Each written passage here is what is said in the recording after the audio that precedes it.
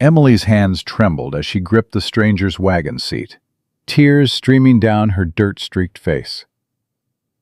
"Please don't make me get out here. I'll die out here alone." The cowboy's jaw tightened, his knuckles white on the reins. "Lady, I don't take passengers, especially not desperate ones with secrets." She swallowed hard, her father's final words echoing in her mind. "Run, Emily. Run and don't look back."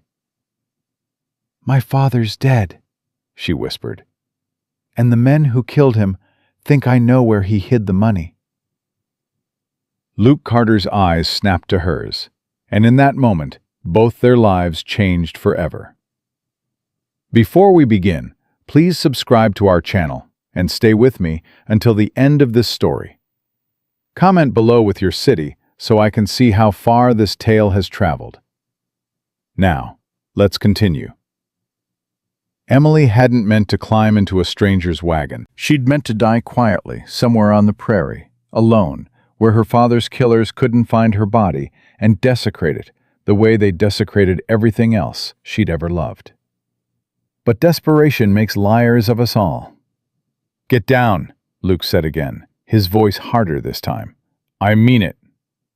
"No." The word came out stronger than she'd intended. "No, I won't." "You threatening me?" "I'm begging you," Emily's voice cracked. "There's a difference." Luke studied her face, and she watched something shift behind his eyes. Not softness exactly, but recognition. "You're running from something." "Someone," she corrected. "Worse." "Yes." He didn't move for a long moment, just sat there with his hands on the reins and his eyes on the horizon. "Where's your people?" "Dead." "All of them?" Emily's throat tightened. "My father died 3 days ago. My mother's been gone since I was 12. I don't have siblings. I don't have anyone." "Everyone's got someone." "Not anymore." She straightened her spine, meeting his gaze directly. "Look, I know what you're thinking.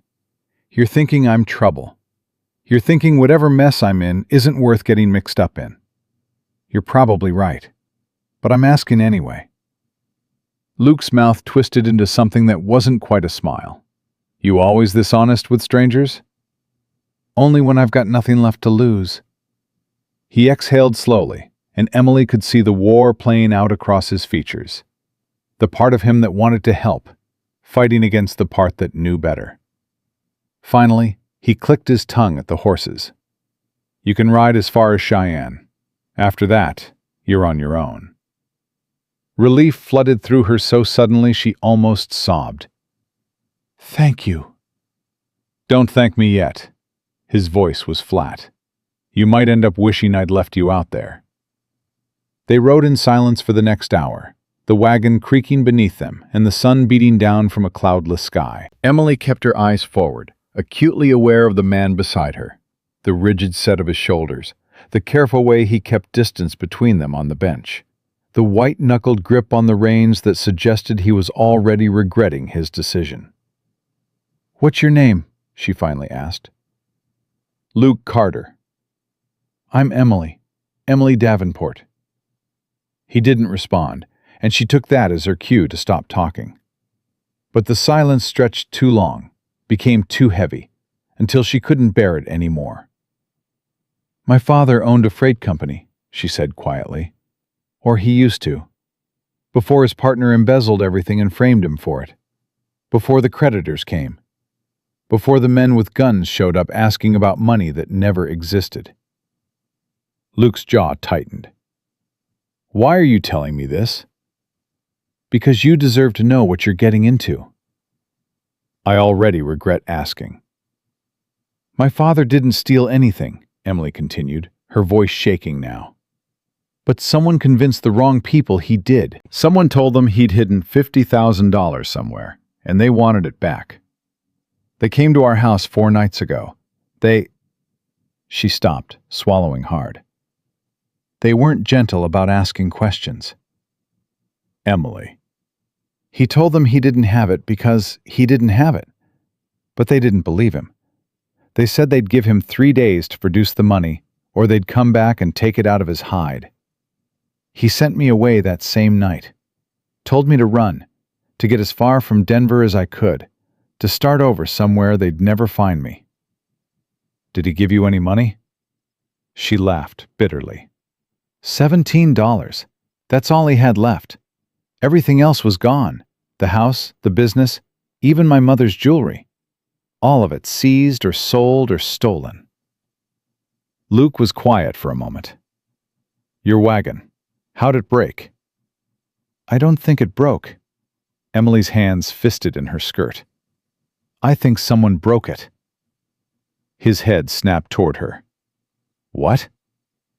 I stopped to water the horse yesterday evening. When I came back, the wheel was barely hanging on. I made it maybe 2 miles before it gave out completely. She met his eyes. I heard riders that night, circling. They never came close enough for me to see their faces, but I heard them, laughing, like they were playing with me. Christ, Luke's voice was rough. Why didn't you say something earlier?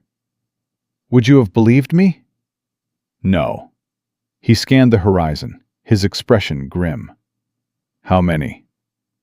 I don't know. 3, maybe 4. It was dark. And they didn't approach you? No, they just watched, waited. I think they wanted me to panic, to do something stupid. Emily's voice dropped. I think they wanted me to lead them somewhere. To someone. Luke's hands tightened on the reins. Your father. They think you know where he hid the money. But there is no money. The frustration in her voice was real, raw. Don't you understand? It never existed. My father never stole anything. But these men, whoever they are, they've convinced themselves otherwise, and now they think I'm the key to finding it. So they're following you. Yes. Which means they're following me now, too. Emily's chest constricted. I'm sorry. I should have told you before I... Little late for that. Luke's voice was hard, but beneath it she heard something else. Not anger exactly. Something closer to resignation. How far back do you think they are? I don't know. Maybe a day? Maybe less? He nodded slowly, his mind clearly working through calculations she couldn't follow. Finally, he said, There's a ranch about 15 miles east of here. Belongs to a man named Jacob Holloway. We can make it there by nightfall if we push the horses. And then what?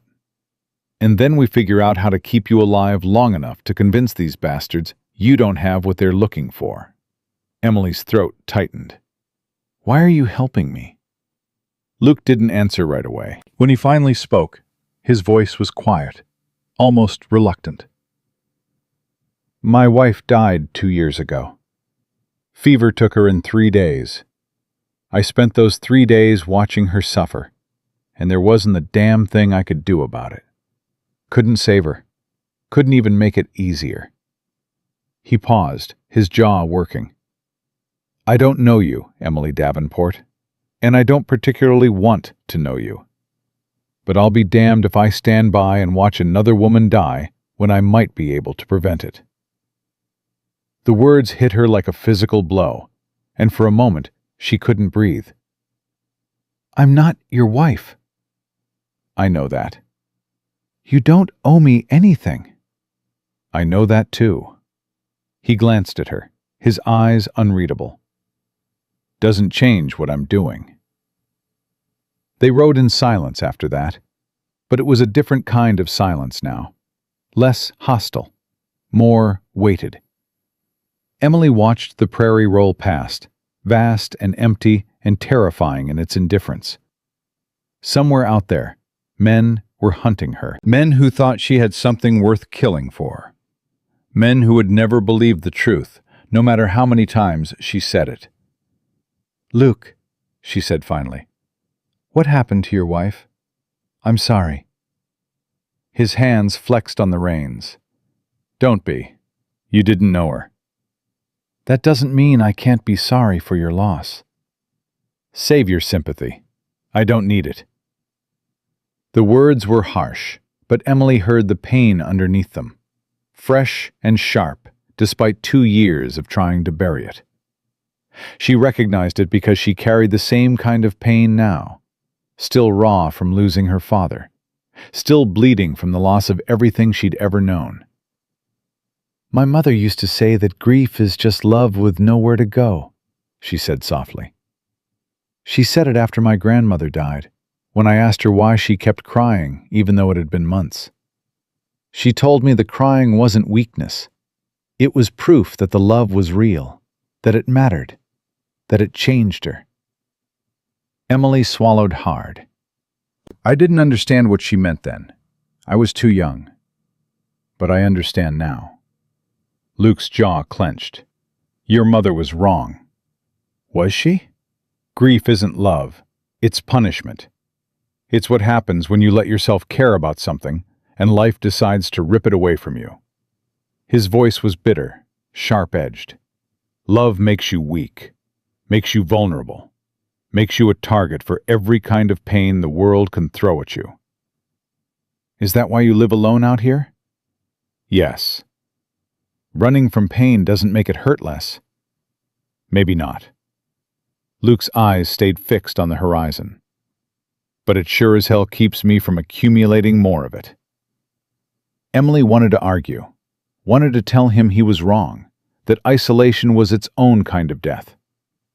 But she'd lost the right to that argument the moment she'd climbed into his wagon, running from her own demons. They were both escapees in their own way, both fugitives from lives that had become unbearable. The sun was starting its descent when Luke suddenly tensed, his eyes narrowing as he scanned the prairie behind them. "We've got company." Emily's heart lurched. "Where?" "About a mile back. 3 riders, moving parallel to us." His voice was calm, controlled, but she could see the tension in his shoulders. "They're not trying to hide themselves." "What do we do?" "Nothing yet. They haven't made a move." He kept the horses at a steady pace, not speeding up, not slowing down. "You carrying a weapon?" "No." "Figures." He reached beneath the bench and pulled out a revolver, pressing it into her hands. "You know how to use this?" Emily stared at the gun, her fingers trembling as they closed around the grip. "My father taught me, but I've never—" "Let's hope you don't have to." Luke's voice was grim. "But if I tell you to shoot, you shoot. Understand?" "Yes." The riders stayed back, maintaining their distance but never disappearing from view. Emily could feel their presence like a weight on her shoulders, could imagine their eyes tracking every movement, every breath. The gun in her lap felt impossibly heavy. "They're testing us," Luke said quietly, "seeing if we'll panic." "Are we going to?" "No." His voice was steel. "We're going to keep heading east, nice and steady, until we reach Holloway's ranch. And if they try to stop us before then, we're going to make them regret it." Emily's hands tightened on the revolver. "What if they don't try to stop us? What if they just follow us to the ranch?" "Then Holloway and I will deal with them there." Luke's jaw set.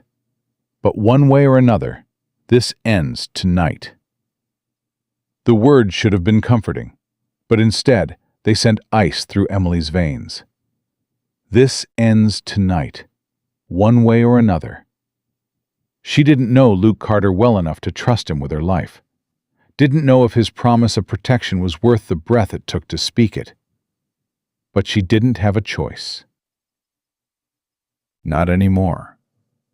The riders stayed back as the sun continued its descent, painting the prairie in shades of gold and amber. Emily kept her eyes forward, kept her breathing steady, kept her hands from shaking too obviously. Beside her, Luke drove with grim determination, his face set in hard lines. "Tell me about this Holloway," Emily said finally, desperate to break the silence. Can we trust him? More than most. Luke's voice was carefully neutral. He's got a wife, 3 daughters. Good man. Fair. Doesn't ask questions he doesn't need answers to. Will he help us? He'll help you. Luke's eyes stayed on the horizon. He's got a soft spot for people in trouble. Drives his wife crazy, but he can't seem to help himself. Emily heard the affection in his voice, carefully buried but still present. You're friends. Close as I let people get. Which isn't very close. No. He glanced at her briefly. Which isn't very close at all. The admission hung between them, honest and brutal. Emily understood it, recognized the walls he'd built around himself, because she'd started building similar walls the moment her father died. Protection, distance, the illusion of safety through isolation. Luke, she said quietly, after tonight, after we deal with these men, what happens to me? His jaw worked. I don't know. Will you still take me to Cheyenne? Do you still want to go to Cheyenne? The question caught her off guard, and she realized she didn't have an answer. The plan had been Denver, then Denver became Cheyenne, and now Cheyenne felt just as arbitrary and meaningless as anywhere else. She was running, but she didn't have a destination anymore, just direction, just movement, just the desperate hope that eventually she'd run far enough to outpace the nightmare. I don't know, she admitted. I don't know anything anymore, except that I can't go back. Luke nodded slowly. Then we'll figure it out. After tonight. After tonight. If they survive tonight. If the men behind them didn't decide to stop playing games. If Luke's friend Holloway was really the ally Luke believed him to be. If. Too many variables. Too many unknowns. The ranch appeared on the horizon just as the sun touched the edge of the world. A cluster of buildings silhouetted against the dying light. Luke urged the horses faster, and Emily felt the wagon pick up speed, the wheels rattling harder against the rough ground. Behind them, the riders matched their pace. They're closing in, Emily said, her voice tight. I know. Luke's hand dropped to the rifle beside him. Hold on. The ranch was close now, maybe a quarter mile, and Emily could see lights in the windows, could imagine the warmth and safety waiting inside those walls. But the riders were closer. Close enough that she could hear the thunder of their horses' hooves.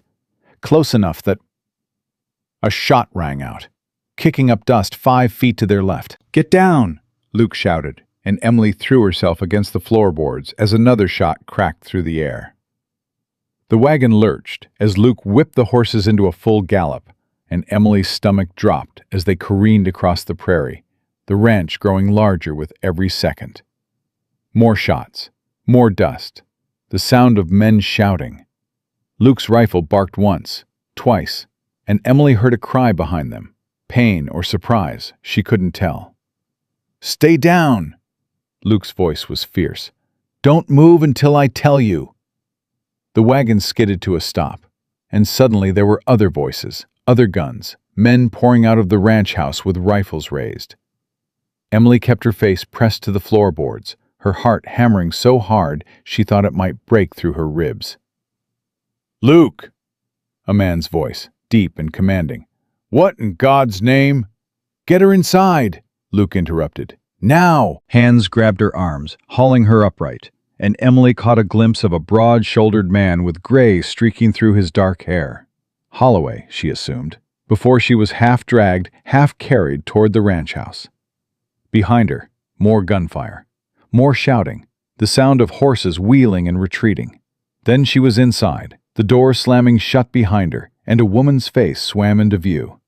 Kind eyes, worried mouth, graying hair pulled back in a neat bun. Are you hurt? The woman asked, her hands already checking Emily for injuries. "Did they hit you?" "No," Emily's voice came out shaky. "No, I'm fine." "But Luke, Jacob and the men will handle it." The woman's voice was firm, brooking no argument. "You're safe now. That's what matters." But Emily didn't feel safe, not with the sound of gunfire still echoing outside. Not with Luke out there facing the men who'd been hunting her. Not with her father's blood still fresh on her conscience and the weight of her lies pressing down on her chest. She'd thought climbing into Luke Carter's wagon would save her life. She was starting to realize it might have ended his. The gunfire stopped. Emily's breath caught in her throat as silence descended over the prairie, heavy and absolute. She stood frozen in the middle of the Holloway kitchen, her hands still shaking, her ears ringing from the shots that had torn through the evening air just moments before. "Mama?" a young voice called from somewhere deeper in the house.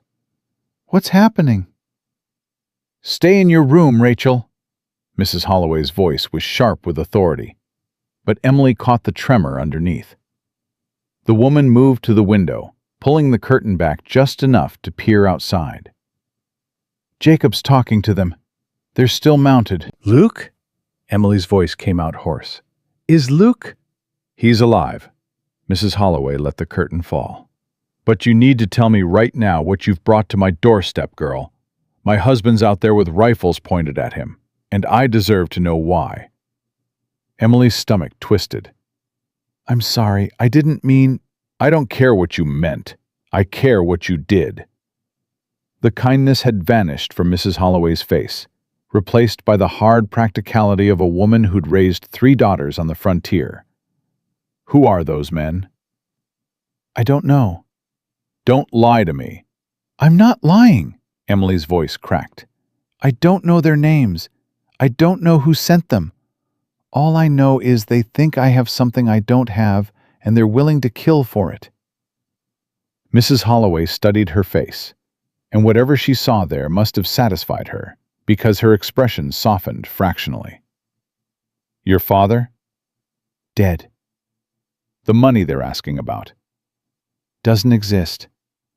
Emily's hands fisted in her skirt. "Never did, but they won't believe that."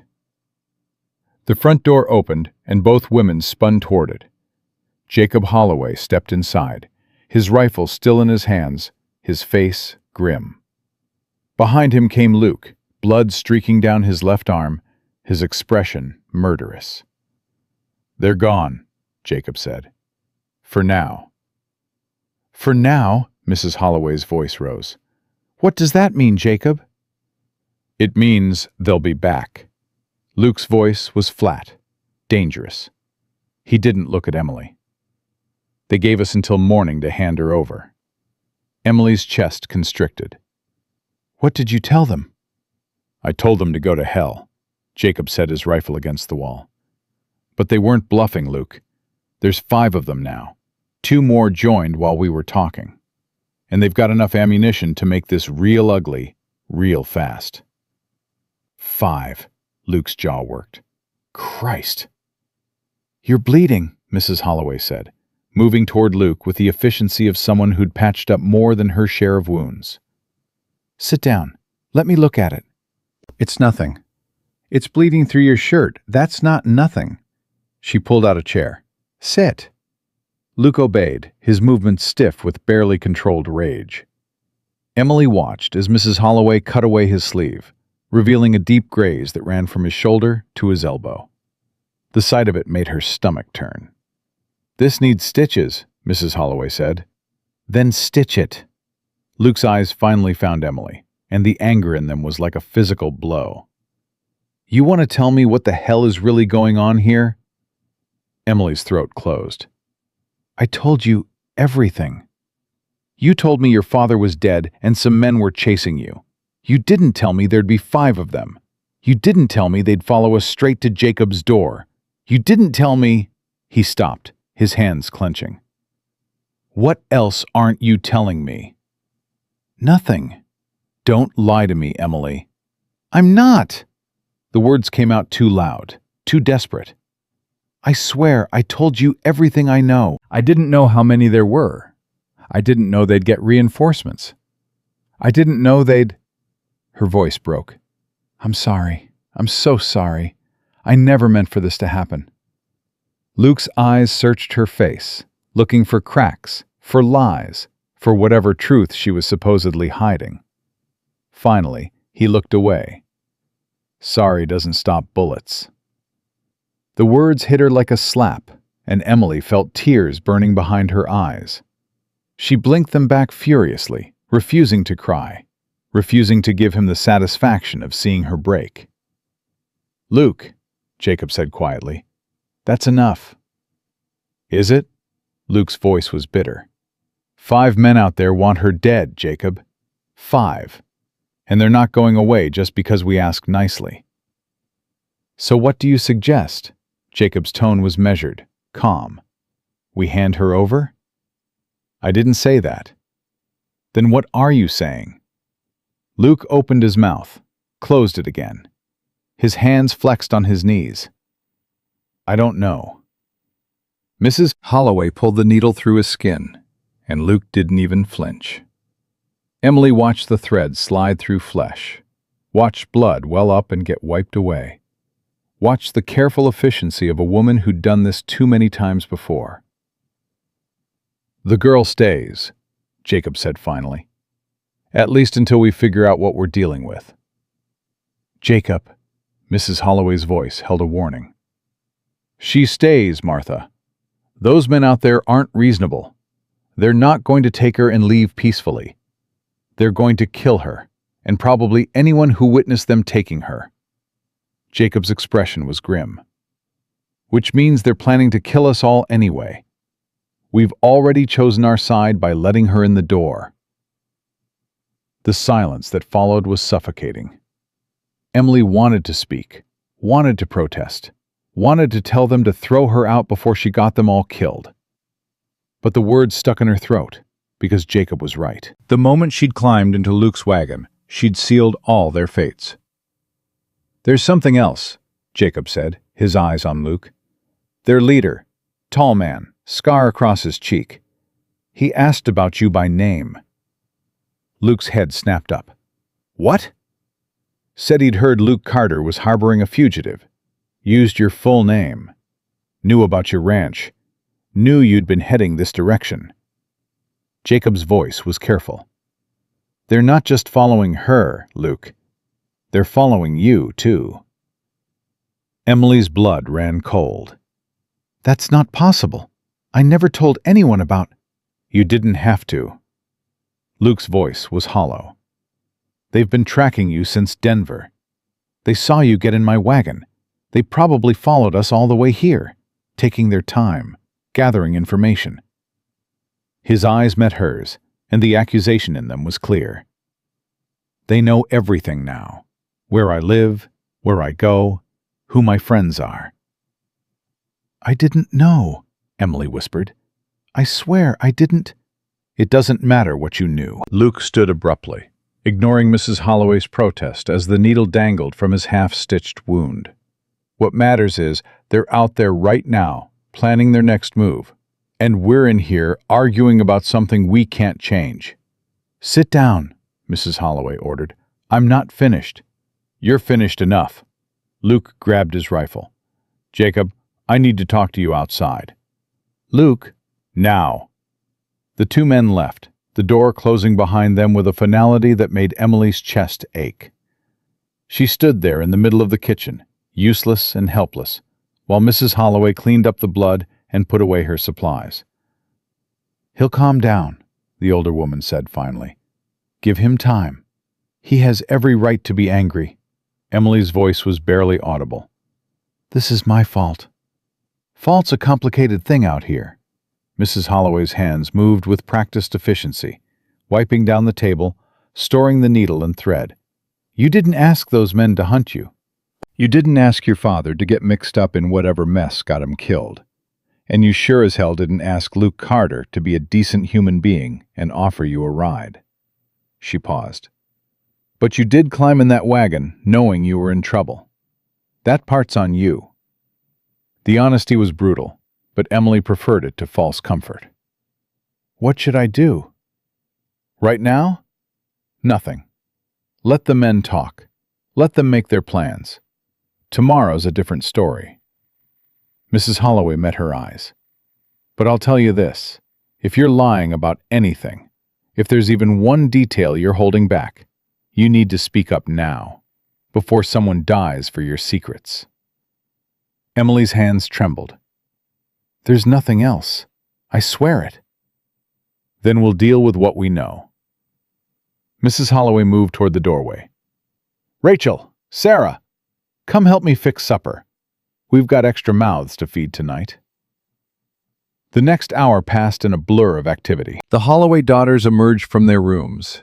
Rachel, 14 and curious, Sarah, 12 and wide-eyed, and little Margaret, barely 8, who stared at Emily like she was some kind of exotic creature. Mrs. Holloway put them all to work preparing food, and Emily found herself peeling potatoes with shaking hands while the girls whispered among themselves. Is it true you killed a man? Rachel asked suddenly. Rachel, Mrs. Holloway's voice was sharp. Mind your tongue. I'm just asking what everyone's thinking, Mama. Emily's knife slipped, nearly cutting her finger. No, I haven't killed anyone. But someone's trying to kill you. Yes. Why? Rachel, that's enough. Mrs. Holloway's tone brooked no argument. Go set the table. The girl obeyed, but Emily could feel her eyes on her back, feel the weight of questions that had no good answers. She focused on the potatoes, on the simple mechanical task of peeling and cutting, anything to keep her hands busy and her mind from spiraling. Outside, she could hear voices. Luke and Jacob, their conversation too low to make out individual words, but the tension clear in their tone. She wondered what they were planning, what they'd decided about her fate, whether Luke was arguing to send her away at first light. The door opened, and both men came inside, their expressions grim. Luke's arm was wrapped in a fresh bandage, and there was blood on Jacob's shirt that hadn't been there before. They set up camp about a mile east, Jacob said. Close enough to watch us, far enough to be safe if we try anything stupid. How many guards? Mrs. Holloway asked. 2 rotating shifts, 3 and 2. Jacob's mouth was a hard line.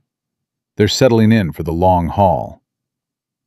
Luke moved to the window, his eyes scanning the darkening prairie. They'll wait until we're asleep, hit us when we're most vulnerable. We don't sleep then. Jacob's voice was matter-of-fact. We take shifts.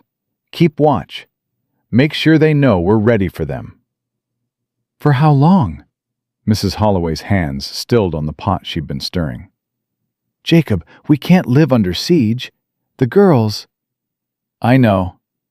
Jacob's expression softened as he looked at his wife. I'm working on it. Working on what? Emily asked, her voice small. A solution that doesn't get everyone killed. Luke's tone was harsh. Which is harder than you'd think. Luke, Jacob said quietly, she's not the enemy here. Isn't she? Luke's eyes were hard. She brought them to our door. She was running for her life. And now we're all running with her. Luke's hands clenched. You want to tell me that's fair, Jacob? You want to tell me your daughters deserve this? No one deserves this. Jacob's voice was steel. But we made our choice when we let her in. We don't unmake it just because it got complicated. The 2 men stared at each other, and Emily could feel the years of friendship stretched between them, tested but not broken. Finally, Luke looked away. There might be another option, Jacob said slowly, but you're not going to like it. I don't like any of this. The sheriff in Laramie, Bill Hutchins, he owes me a favor. Big one. Jacob's voice was careful. If we could get word to him, maybe he could send deputies, make this official. Luke's laugh was bitter. Laramie's 3 days' ride from here. Those men aren't going to wait 3 days. They might, if they think the law is already involved. And how do we convince them of that? We lie. Jacob's expression was grim. We send someone to Laramie tonight. Someone fast. Someone they won't expect. And we let slip to their leader that we've already contacted the sheriff, that deputies are on their way. They won't believe it. They might if we sell it right. Jacob glanced at Emily. Especially if we make it look like we're trying to keep it secret. Emily's stomach churned. You want to use me as bait? No, Jacob said firmly. I want to buy us time. There's a difference. Who goes to Laramie? Luke's voice was flat. I do. Jacob's jaw set. Martha can handle the ranch for a few days, and you'll be here to help if... No! Mrs. Holloway's voice cut through the room like a blade. Absolutely not. You're not leaving me and the girls here with armed men circling the property. Martha, don't you Martha me, Jacob Holloway. I've stood by every fool decision you've made for 20 years, but this crosses a line. Her eyes were fierce. You want to send for the sheriff? Fine, send Luke. I'm not leaving, Luke said immediately. Why? Because you don't trust me to protect a house full of women? Mrs. Holloway's voice was acid. I was shooting wolves off this property before you even met Sarah. I think I can handle a few cowards hiding in the dark. It's exactly about that. She crossed her arms. You go, Luke. Jacob stays. That's how this works. Luke opened his mouth to argue, then seemed to think better of it. Fine. I'll leave at first light. You'll leave in an hour. Mrs. Holloway's tone left no room for negotiation. Before they settle in for the night. Before they have time to organize a proper watch rotation. Martha, Jacob started. She's right, Luke interrupted. If I'm going, I need to go now, while I still have a chance of slipping past them. Emily's heart hammered against her ribs. What about me? What about you? Luke's voice was cold. You're leaving me here? With them circling? With... She stopped, swallowing hard. What if they attack before you get back? Then Jacob will handle it. Luke's eyes were hard. Or you will. You wanted to be saved, Emily Davenport? Well, here's your chance to prove you're worth saving. The words were cruel, designed to hurt, and they succeeded. Emily felt them lodge in her chest like bullets, each one finding its mark. She wanted to scream at him, wanted to tell him she never asked for this, never asked to be hunted, never asked to watch her father die in front of her. But she didn't, because he was right. She'd climbed into his wagon, and now they were all paying the price. I'll get your horse ready, Jacob said quietly, breaking the tension. You'll need supplies, food, water, extra ammunition. Luke nodded, already moving toward the door. Then he stopped, his hand on the frame, his back to Emily. If I don't make it back, you'll make it back, Jacob said firmly. If I don't, Luke's voice was rough. Don't let them take her alive. Whatever happens, don't let them... He stopped, his shoulders rigid. Just don't. The implication hung in the air, terrible and clear. Emily's breath caught in her throat, and she saw Mrs. Holloway's face pale, saw the understanding pass between the adults in the room. It won't come to that, Jacob said. Promise me anyway. Jacob's silence was answer enough. Luke nodded once, then left, the door closing behind him with a quiet finality that felt like a death sentence. Mrs. Holloway moved immediately, her voice brisk and businesslike. Girls, upstairs, now. Take your blankets and pillows. You're sleeping in the root cellar tonight. Mama, why? Rachel started. Now, Rachel, don't argue. The girls fled, and Emily stood there in the middle of the kitchen, feeling utterly lost. Mrs. Holloway turned to her, her expression softer now, but still wary. Can you shoot? She asked. Yes. How well? Well enough. Emily met her eyes. My father taught me. Said a woman on the frontier needed to know how to protect herself. Smart man. Mrs. Holloway moved to a cabinet, pulling out another rifle. You'll take the upstairs window, east-facing. That's where they'll most likely approach from, if they try anything tonight. Emily took the rifle, feeling the weight of it in her hands. I'm sorry for all of this. Save your apologies. Mrs. Holloway's voice was matter-of-fact. I need you focused, not guilty.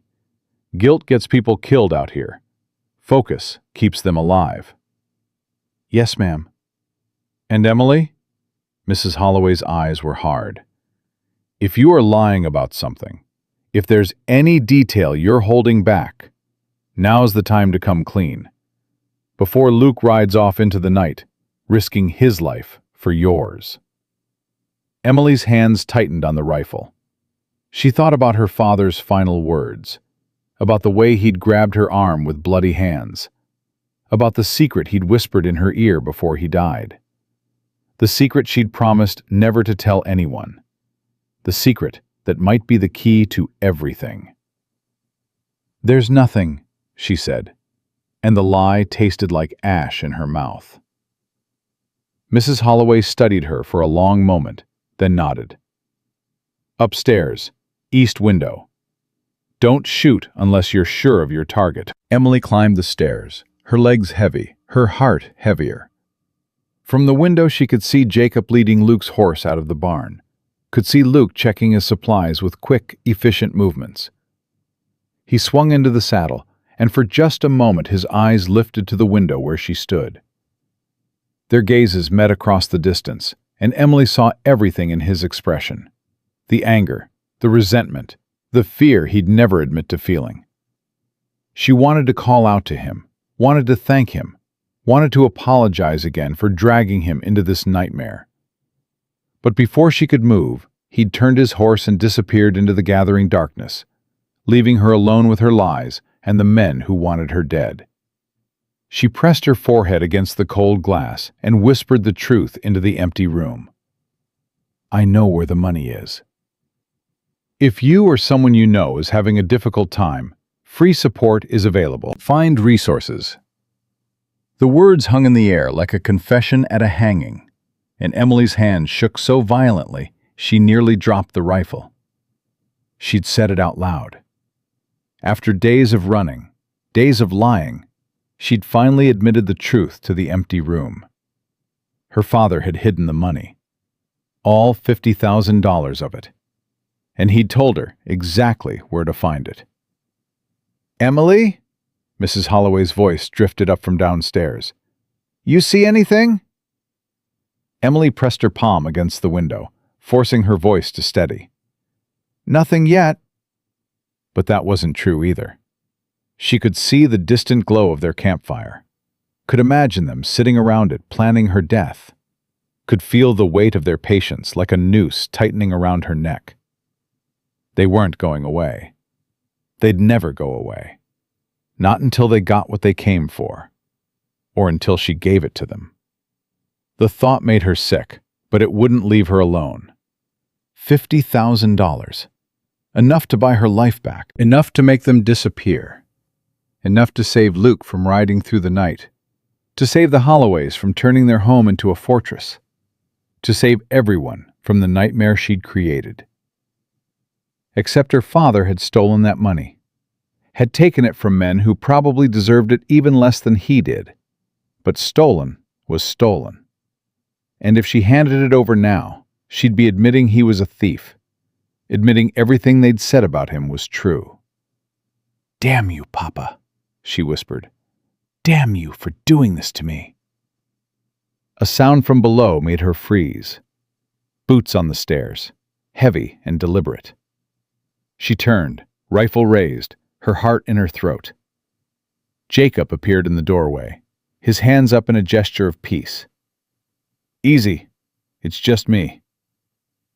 Emily lowered the gun, embarrassed by her reaction.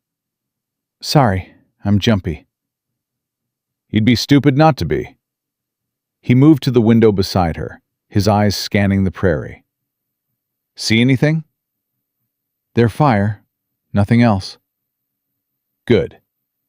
He was quiet for a moment. Luke made it past their perimeter.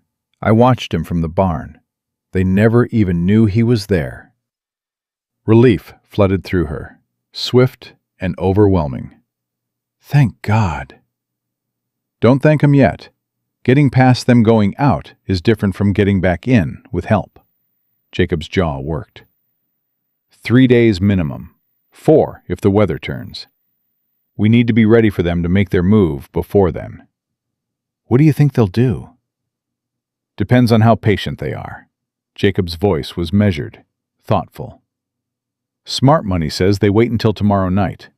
Give us time to get comfortable. Let our guard down. Then they hit us hard and fast. Emily's throat tightened. Your daughters are safer in the root cellar than anywhere else on this property. Martha's got them set up with blankets, water, food enough for 3 days if it comes to that. His eyes met hers. They know what to do if things go bad. I'm so sorry. Stop apologizing. Jacob's voice was firm, but not unkind. What's done is done. Now we deal with what comes next. Emily wanted to tell him then, wanted to confess everything, to explain about the money and her father's final words, and the choice that had been eating at her since the moment Luke rode away. But the words stuck in her throat, because once she said them, there'd be no taking them back. Jacob, she said instead, if something happens to me, nothing's going to happen to you. But if it does, she swallowed hard. There's something Luke needs to know, something I should have told him before he left. Jacob turned to face her fully, his expression unreadable. What kind of something? The kind that might get him killed if he doesn't know about it. The silence stretched between them, heavy with implication. Finally, Jacob said, You want to tell me, or you want to keep dancing around it? Emily's hands tightened on the rifle. My father did steal the money. Jacob's face didn't change. I figured as much. You... what? Emily, I've lived on this frontier for 23 years. I've seen every kind of desperate person there is, heard every kind of desperate story. Your father's business partner didn't frame him. Your father took that money, and those men have every legal right to want it back. He paused. The only question is whether you know where he hid it. Emily felt the floor drop out from under her. How long have you known? Since about 5 minutes after you walked through my door. Jacob's voice was matter-of-fact. You had the look. Same look every person gets when they're carrying a secret too big to handle alone. I've seen it enough times to recognize it. Why didn't you say anything? Because it didn't matter. Jacob's eyes were steady on hers. Those men out there aren't interested in justice. They're interested in blood. Even if you gave them every penny, they'd still kill you to tie up loose ends. That's how men like that operate. Emily's breath came short and fast. So, what do I do? You survive. Jacob's voice was steel. You keep your head down, you stay alert, and you trust that the people in this house are going to do everything in their power to keep you breathing. Even though my father was a thief? Your father's sins aren't yours to carry. Jacob turned back to the window. Now tell me, does Luke need to know where the money is? Or does he just need to know it exists? Emily's mind raced. Why does it matter? Because if those men catch him on the road and they ask him questions, I need to know what he can tell them. Jacob's voice was grim. A man can't give up information he doesn't have. The implication made her stomach turn. You think they'll torture him? I think desperate men do desperate things. Jacob's hands clenched on the window frame. And I think Luke Carter's been through enough pain for one lifetime without adding yours to it. The accusation stung because it was true. Emily had already taken so much from Luke. His safety, his peace, his choice to stay isolated and protected from the world's cruelty. And now she was about to take more. The money's in Denver, she said quietly. "Hidden in the foundation of my father's old warehouse. He showed me the night before he died, made me memorize the exact location in case something happened to him." Jacob absorbed this information with a slight nod. "Anyone else know?" "No, just me." "You sure?" "I'm sure." Emily's voice trembled. "He made me swear not to tell anyone, not even—" She stopped, her throat closing. "Not even the men who killed him." "Yes." Jacob was quiet for a long moment. "Your father loved you. Whatever else he did, whatever mistakes he made, that much is clear." "He got himself killed." Emily's voice broke. "He stole money from the wrong people, and he paid for it. And now I'm paying for it too." "Life's not fair, Emily. The sooner you accept that, the sooner you can stop expecting it to be." The words were harsh, but they held a certain frontier wisdom that Emily was beginning to understand. Fairness was a luxury for people who had the power to demand it. Out here, you took what you could get and tried not to die in the process. A sound outside made them both freeze. Horses, moving fast. Jacob's hand went to his rifle, and Emily felt her heart slam against her ribs. "How many?"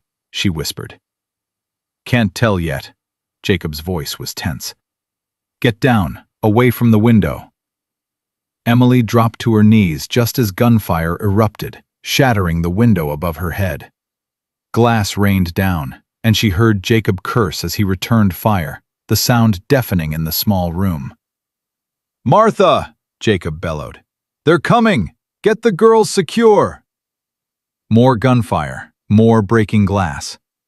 Emily crawled toward the doorway, her hands slipping on glass shards, her breath coming in panicked gasps. Behind her, Jacob fired methodically, his movements calm despite the chaos. "How many?" Emily screamed over the noise. "3, maybe 4. Jacob's voice was grim. "They're testing our defenses." A bullet punched through the wall 6 inches from Emily's head, and she threw herself flat, her rifle clattering away. Her hands found it again, and she rolled onto her back, bringing it up just as a shadow appeared in the shattered window. She fired. The shadow jerked backward with a cry, and Emily's stomach lurched as she realized what she'd just done. She'd shot a man. Maybe killed him. The thought made her want to vomit, but there was no time because more shapes were moving outside, more guns firing, more bullets tearing through the walls. "Good shot," Jacob's voice held grim approval. "Keep firing. Don't let them get comfortable." Emily scrambled back to the window, her hands shaking so badly she could barely aim. She fired blindly into the darkness, once, twice, 3 times. The rifle's recoil slammed into her shoulder, and she tasted blood where she'd bitten her tongue. Then, as suddenly as it started, the gunfire stopped. The silence was worse than the noise. Emily lay there on the floor, glass cutting into her palms, her ears ringing, her heart trying to beat its way out of her chest. Beside her, Jacob was breathing hard, his rifle still trained on the window. "Jacob?" Mrs. Holloway's voice came from downstairs, tight with fear. "Jacob, are you hit?" "We're fine," Jacob called back. "Status?" "The girls are secure. No breaches downstairs." Jacob nodded, then looked at Emily. "You hurt?" Emily took inventory. Cuts on her hands, her shoulder bruised from the rifle's recoil, her whole body shaking with adrenaline. "No, I don't think so." "You killed that man." The words made her flinch. "I don't know. Maybe I just—" "You killed him." Jacob's voice was firm. "I saw him go down, center mass. He's not getting back up." Emily's stomach heaved, and she barely made it to the corner before she was sick, her whole body convulsing with the horror of what she'd done. She'd killed a man. She was a murderer now, just like the men who'd killed her father. "Hey!" Jacob's hand was on her shoulder, surprisingly gentle. "You did what you had to do. He would have killed you without a second thought." "That doesn't make it right." "No." Jacob's voice was quiet. But it makes it necessary. There's a difference. Emily wiped her mouth with the back of her hand, trying to stop the shaking.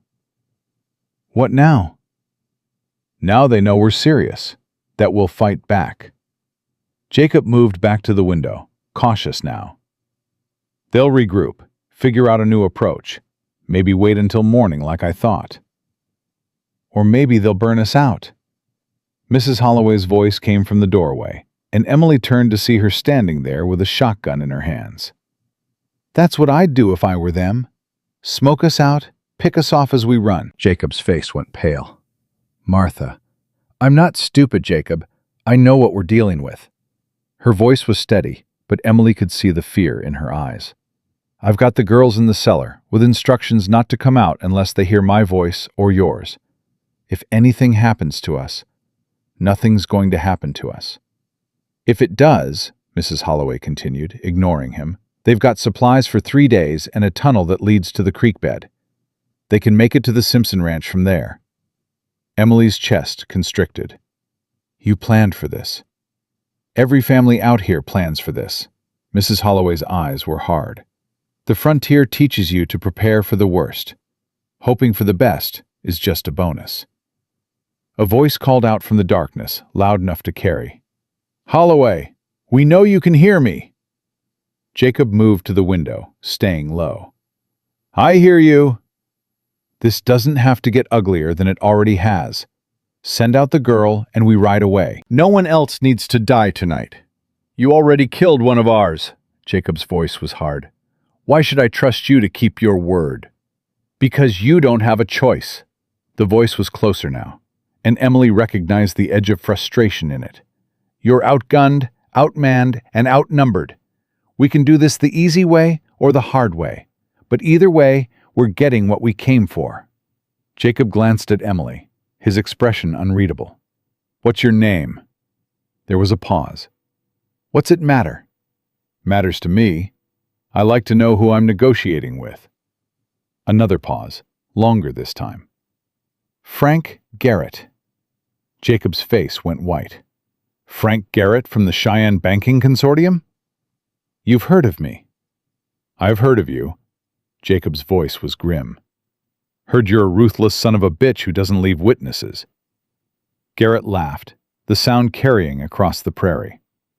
Then you know I'm serious when I say this ends one of 2 ways. Either you hand over Emily Davenport and whatever she knows about the money, or we burn that ranch to the ground with everyone in it. Mrs. Holloway's hand tightened on her shotgun. Jacob. How do I know you'll let us live if we cooperate? Jacob called back. You don't.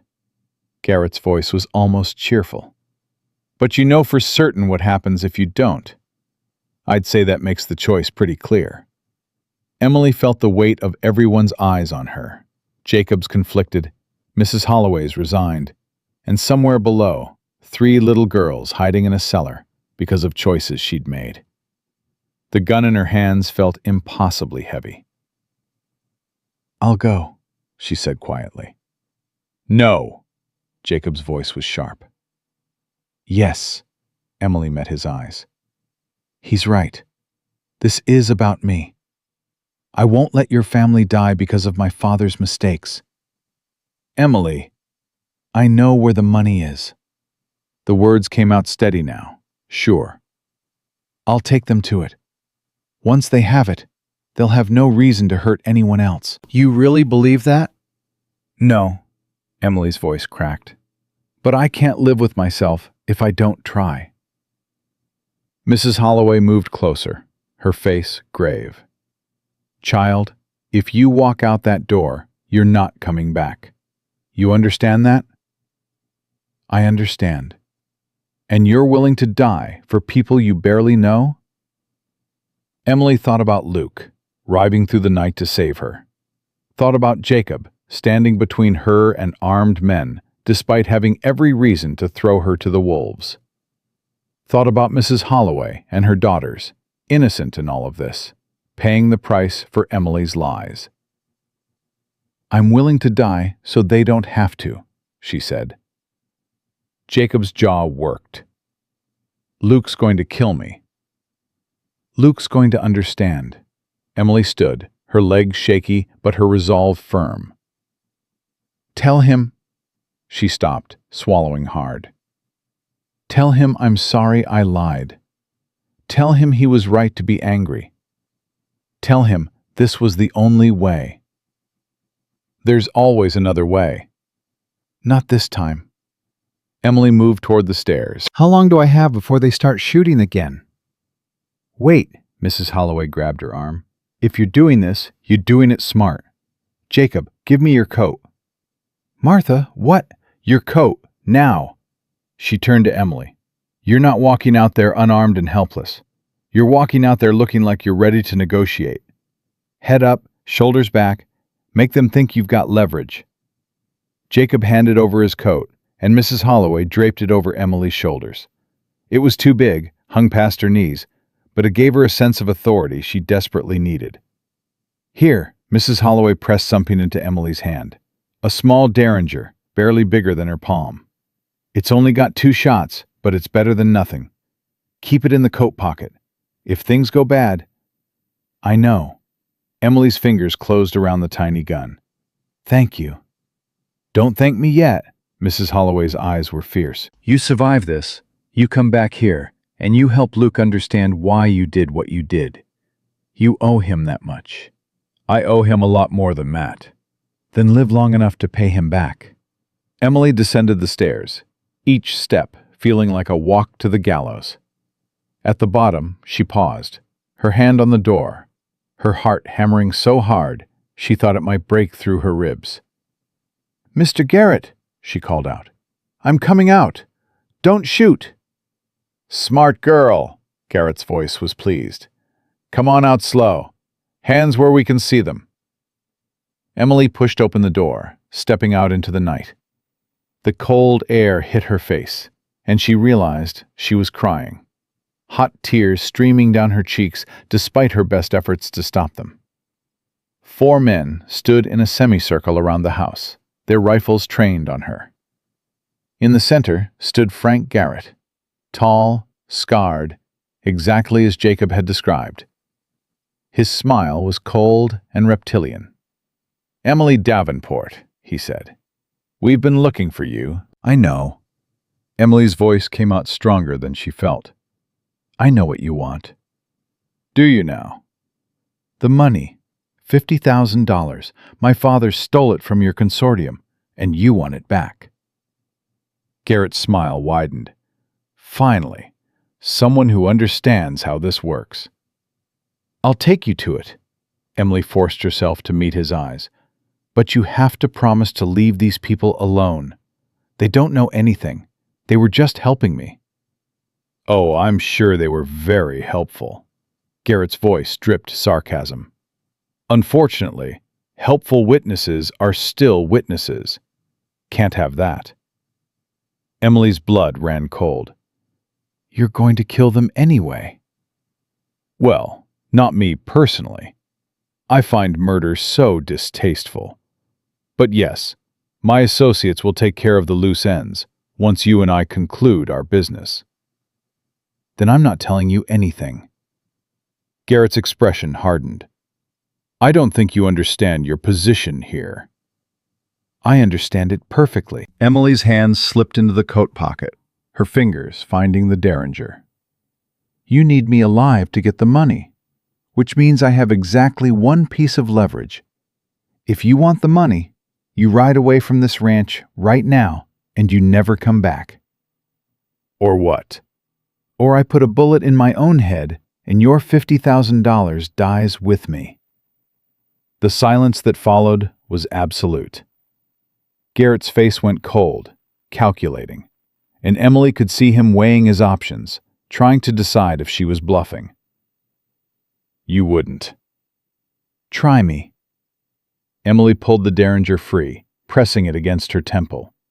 Her hand shook, but her voice was steady. I've already lost everything. My father, my home, any chance at a normal life. What's one more loss? Garrett's men shifted nervously, their rifles wavering. Garrett himself looked genuinely surprised, which Emily took as a small victory. "Put the gun down," he said carefully. "Let's talk about this reasonably." "We are talking reasonably. I'm offering you a deal." Emily's finger rested on the trigger. "Take it or leave it. But make your choice fast, because my hand's getting tired." Behind her, she heard the door open. Jacob's voice, low and urgent. "Emily, don't!" "Stay inside, Jacob." Emily didn't take her eyes off Garrett. "This doesn't concern you anymore." "The hell it doesn't. Please." Her voice cracked. "Please, just go back inside and protect your family. Let me finish this." Another endless moment of silence. Then Jacob's footsteps, retreating, the door closing. Emily was alone. Garrett studied her face, and whatever he saw there must have convinced him, because his expression shifted, became almost respectful. "You've got spine, girl. I'll give you that. Is that a yes?" "That's a maybe." He gestured to his men. "Lower your weapons. Give the lady some breathing room." The rifles dropped, and Emily felt some of the tension ease from her shoulders. But she kept the gun pressed against her temple, kept her finger on the trigger. "The money's in Denver," she said. "Hidden in my father's old warehouse on Blake Street. Built into the foundation, southwest corner, 3 feet down. You'll need tools to get to it." Garrett's eyes gleamed. "How do I know you're telling the truth?" "You don't, but it's the only lead you've got." Emily's voice was hollow. "Take it or don't. Either way, I'm done running." Garrett considered this, then nodded slowly. "All right, we'll check out your story. If the money's where you say it is, we ride away and you never see us again. And if it's not?" His smile was cold. "Then we come back here and finish what we started." "Deal." Emily lowered the gun, her arm trembling with relief and exhaustion. "But there's one condition," Garrett added. "You're coming with us. Insurance, you might say." Emily's stomach dropped. "That wasn't part of the deal." "It is now." Garrett's voice was steel. "You ride with us to Denver, show us exactly where to dig. Once we have the money, you're free to go. But until then, you're our guest. And if I refuse? Then we go back to the original plan. Burn the ranch, kill everyone inside, and tear this territory apart looking for the money ourselves." Garrett's eyes were pitiless. "Your choice." Emily looked back at the ranch house, at the broken windows and bullet-scarred walls, at the family hiding inside who'd risked everything for her. She thought about Luke, riding hard toward Laramie, believing he was bringing back help in time to save her. She thought about her father's last words. "Run, Emily. Run and don't look back." But she was done running. "I'll go with you," she said. And with those 4 words, Emily Davenport sealed her fate. Garrett's hand clamped around Emily's arm before she could change her mind, his fingers digging in hard enough to bruise. "Smart choice. Get her a horse." One of his men brought forward a mare, and Emily mounted with trembling hands, acutely aware of the 4 rifles still trained in her direction. Behind her, she heard the ranch door open again. "No!" Jacob's voice cracked across the prairie. "Emily, you don't have to do this." "Stay back, Holloway." Garrett's voice was sharp. "Our business is concluded. The girl comes with us, and you get to wake up tomorrow morning. I'd call that a fair trade." "She's just a child." "She's old enough to make her own choices." Garrett swung into his saddle, keeping his eyes on the ranch house. "Now get back inside before I change my mind about our arrangement." Emily forced herself to look back one last time. Jacob stood in the doorway, his rifle lowered, his face twisted with helpless rage. Behind him, she caught a glimpse of Mrs. Holloway's pale face at the window. "Thank you," Emily called out, her voice breaking, "for everything." Then Garrett spurred his horse, and they were moving, leaving the ranch behind in the darkness. Emily's hands gripped the reins so tightly her knuckles went white, the derringer still hidden in Jacob's coat pocket, feeling like both a promise and a lie. They rode hard for the first hour, not speaking, the sound of hoofbeats filling the silence. Emily's mind raced with possibilities, with escape plans she knew she'd never execute, with the desperate hope that somehow, impossibly, Luke would find her before they reached Denver. "You're quieter than I expected," Garrett said finally, pulling his horse alongside hers. "Most women in your position would be begging by now." "Would begging change anything?" "No." His smile was cold, but it would be entertaining. Emily kept her eyes forward. "How did you find me so fast? After my father died, I mean." "Your father was a predictable man. We knew he'd send you west if he had the chance. Just a matter of tracking which direction you ran." Garrett's voice was almost conversational. "The broken wagon wheel was a nice touch. Slowed you down, made you desperate enough to accept help from the first person who offered it." Emily's stomach turned. "You broke my wagon." "My associate did. I was busy in Denver, making sure your father understood the consequences of stealing from the consortium." He paused. "He died hard, if you're wondering. Took him almost an hour." The casual cruelty of the words made Emily want to scream, but she forced herself to stay calm. "You're a monster." "I'm a businessman. There's a difference." Garrett pulled out a cigar, lighting it with practiced ease. "Your father stole $50,000 from men who don't forgive debts. What did he think would happen?" "He didn't steal anything." Emily's voice shook with anger. "His partner embezzled the money and framed him for it." Garrett laughed, the sound harsh and mocking. "Is that the story he told you? Sweet girl, your father was the partner. He embezzled the money himself, then tried to run before we caught up with him." "You're lying." "Am I?" Garrett's eyes gleamed in the moonlight. "Ask yourself this. If your father was innocent, why did he know exactly where the money was hidden? Why did he tell you where to find it?" Emily's mouth went dry. "He was protecting me." "He was protecting himself, using you as insurance in case we caught him before he could retrieve it." Garrett's voice was almost gentle now, which somehow made it worse. "You're not his daughter, Emily. You're his bargaining chip. Always have been." "That's not true." "Isn't it? Think about it. He sends you away with barely any money, tells you to run, doesn't give you any real way to survive on your own. Then, at the last minute, he gives you the one piece of information that makes you valuable to the people hunting him." Garrett leaned closer. "He knew we'd come for you, knew you'd have to trade that information to stay alive. He set you up to save his own skin, and it didn't even work." Emily wanted to argue, wanted to defend her father's memory, but the words wouldn't come, because somewhere, deep down, in a place she didn't want to examine too closely, Garrett's version made a terrible kind of sense. "You're wrong," she said finally, but her voice lacked conviction. "Maybe." Garrett straightened in his saddle. "Or maybe you've been lying to yourself since the moment he died. Either way, it doesn't matter now. All that matters is the money." They rode in silence after that, Emily's mind churning with doubts she couldn't shake. Had her father really been protecting her? Or had he been using her all along, counting on her love for him to make her the perfect hiding place for his secret? "How far to Denver?" she asked, desperate to think about anything else.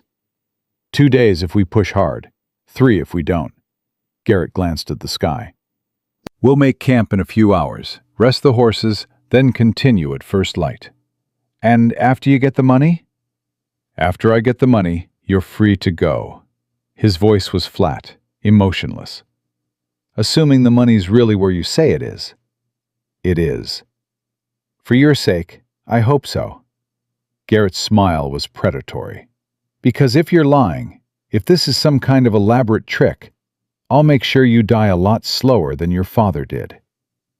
The threat hung in the air between them, and Emily felt the derringer in her pocket like a lead weight. 2 shots. That's all she had.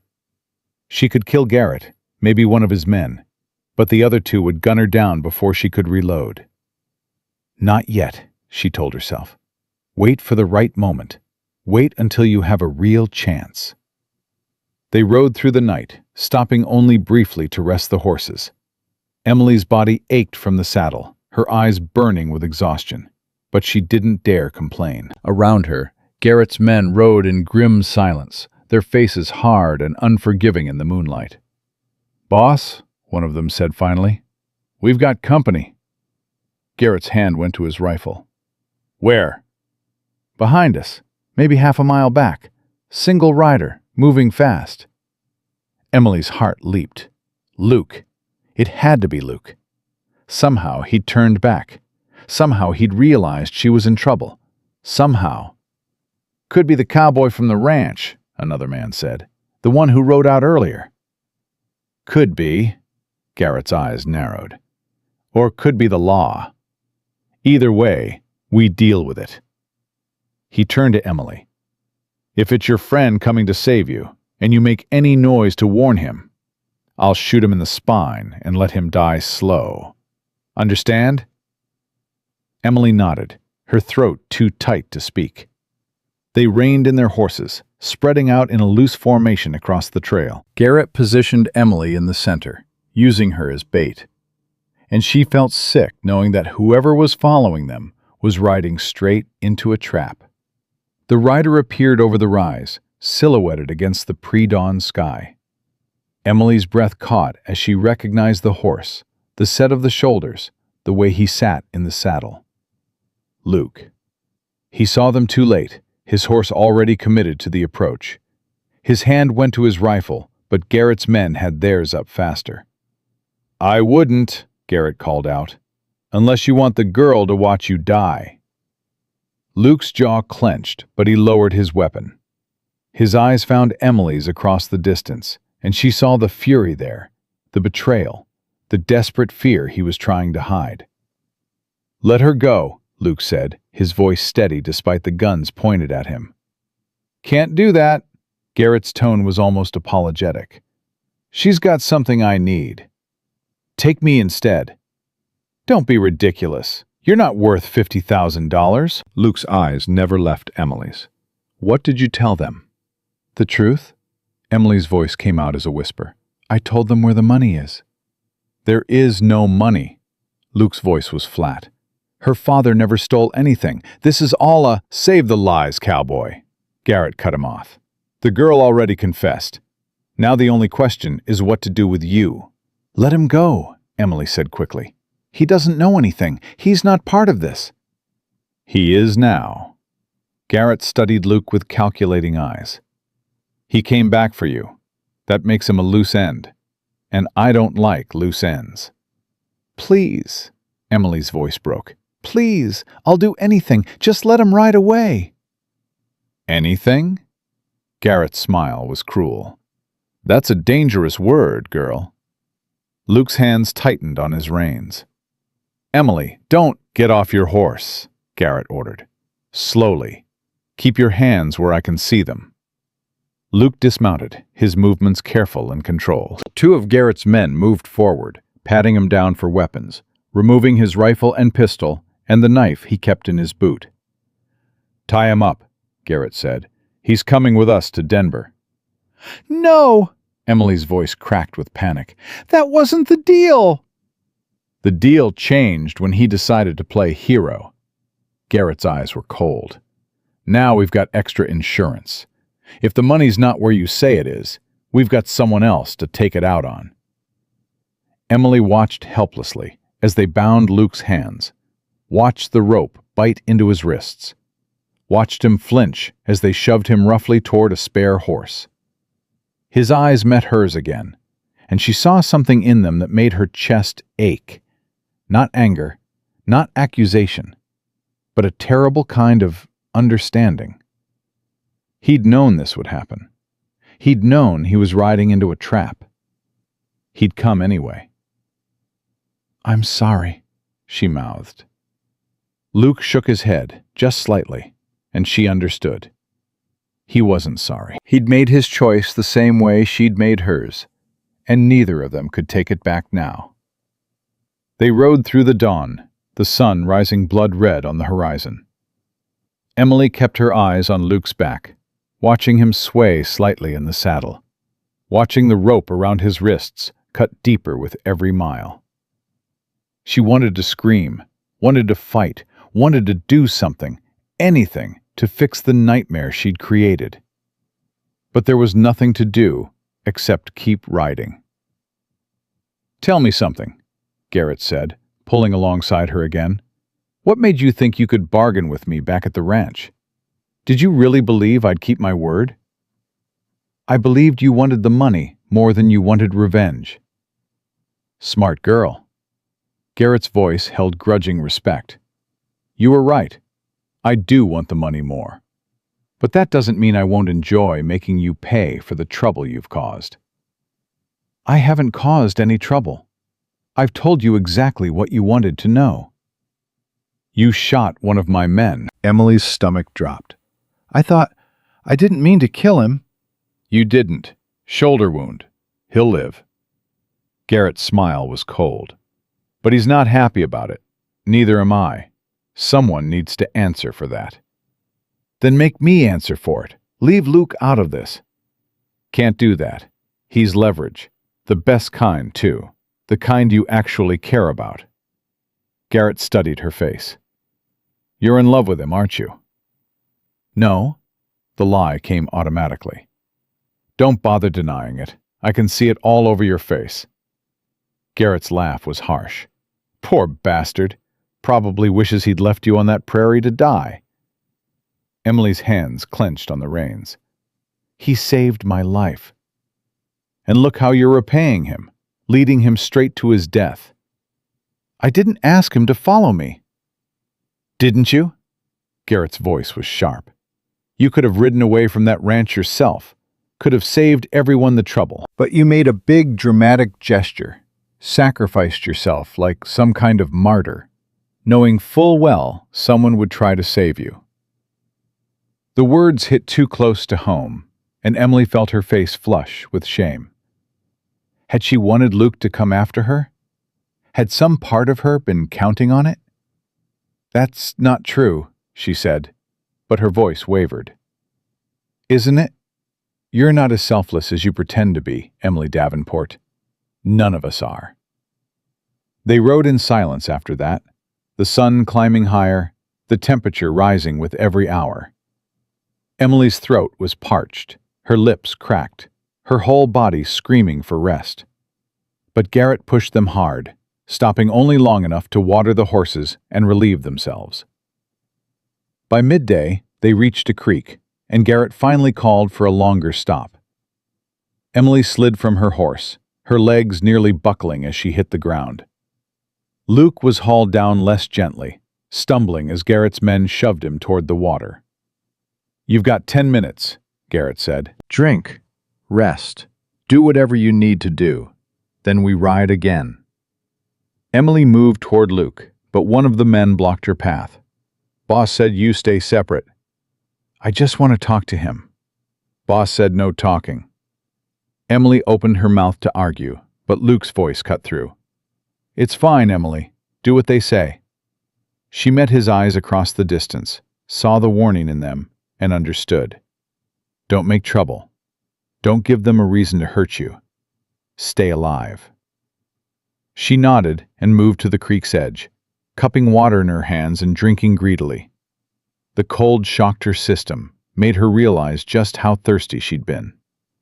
Behind her, she could hear Garrett's men talking in low voices, could hear Luke's labored breathing as he tried to drink with his hands still bound.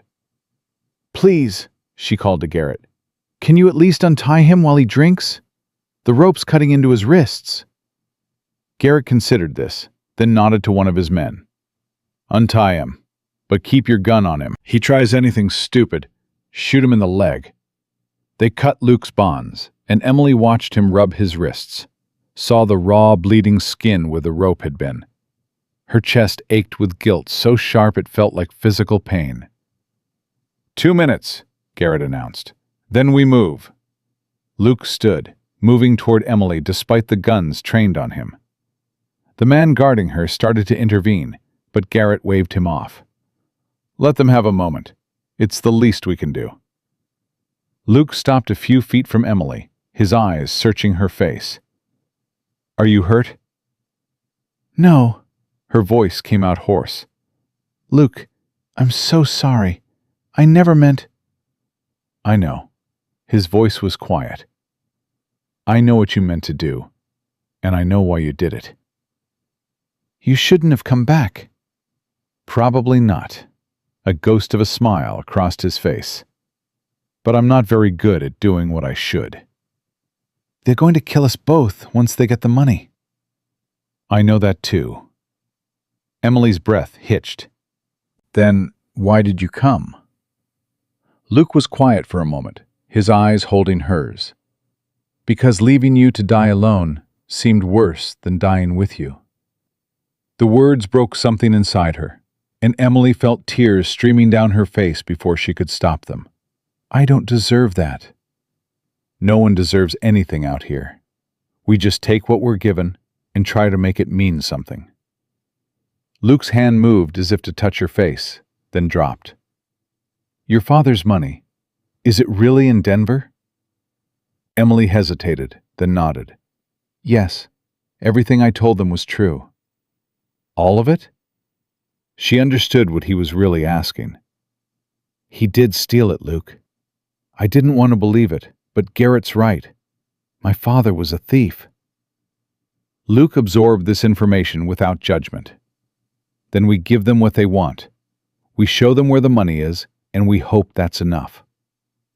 "It won't be." Emily's voice was hollow. "They'll kill us to cover their tracks." "Maybe."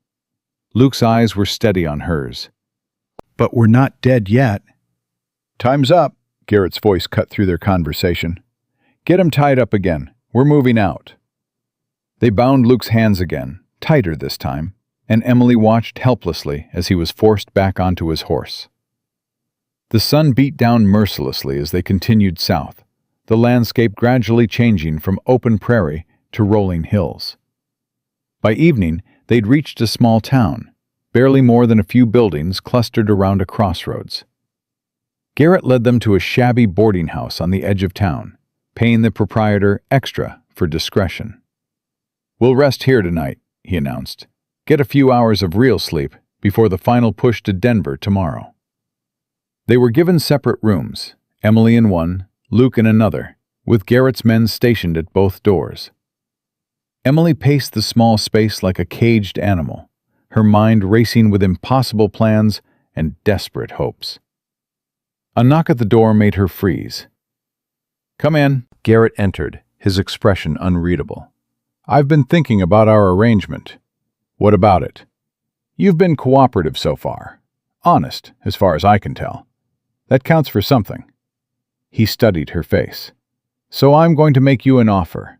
A real one this time, not a trick." Emily's heart hammered. "I'm listening." "Take me to the money tomorrow. Show me it's really there. If you do that, if everything checks out, I'll let the cowboy go." "And me?" "You come with us while we collect our payment from the consortium. Insurance, like I said. But once the money's verified, once we're sure you haven't cheated us, we'll let you go too." Garrett's eyes were hard. "You'll be alive, which is more than your father got. That's as good a deal as you're going to get." Emily wanted to believe him, wanted desperately to think there was a way out of this that didn't end with her and Luke dead in a ditch somewhere. But she'd seen the coldness in his eyes, heard the casual cruelty in his voice. "How do I know you'll keep your word?" "You don't."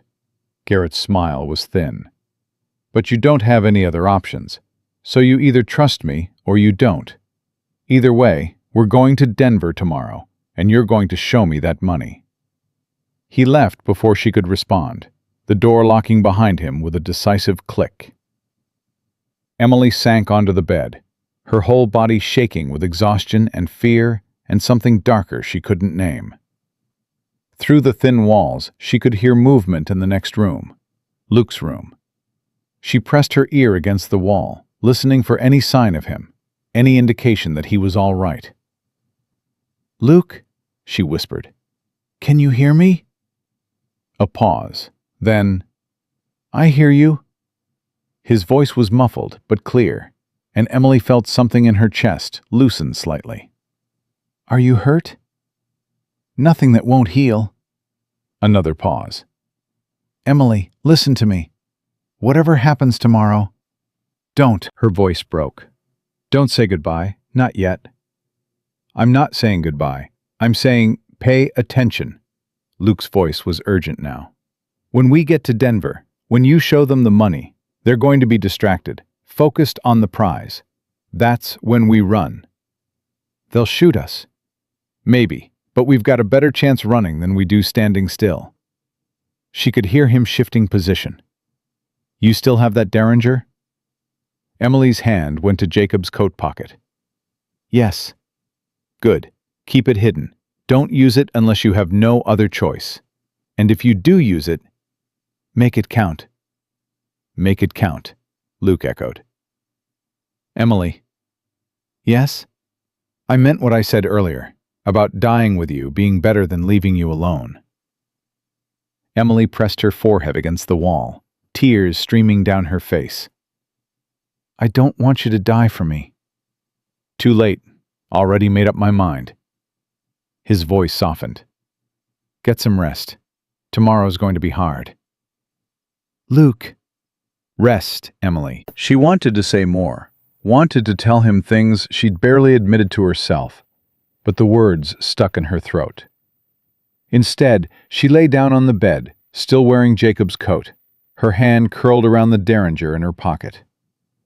Sleep came fitfully, full of nightmares about rope and blood and her father's dying face. She woke before dawn to the sound of boots in the hallway, to Garrett's voice ordering his men to prepare the horses. Today was the day. One way or another, this ended in Denver.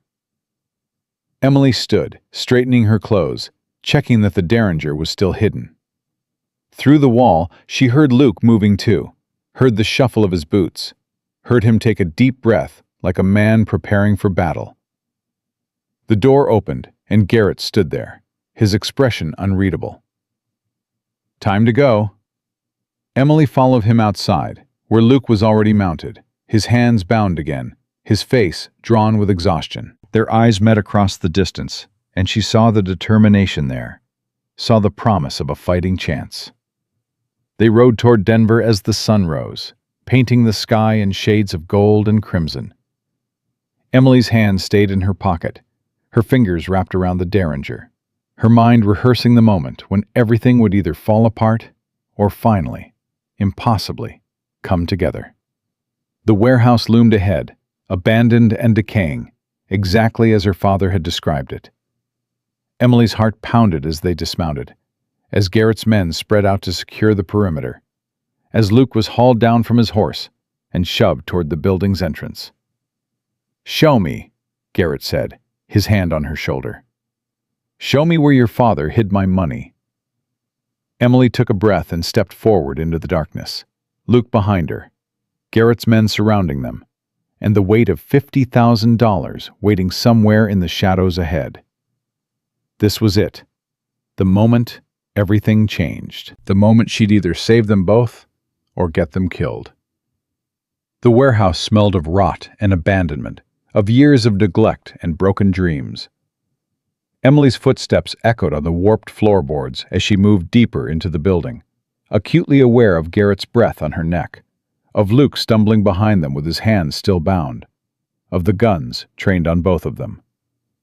"Southwest corner," Emily said, her voice steady despite her racing heart. 3 feet down in the foundation. My father showed me exactly where." "Then show me now." Garrett's voice was tight with anticipation. "And pray you're not wasting my time." Emily led them to the corner, where the floorboards had rotted through in places, exposing the dirt and stone foundation beneath. She knelt, her hands shaking as she pointed to a specific section of exposed earth. "There. He buried it there." Garrett gestured to his men.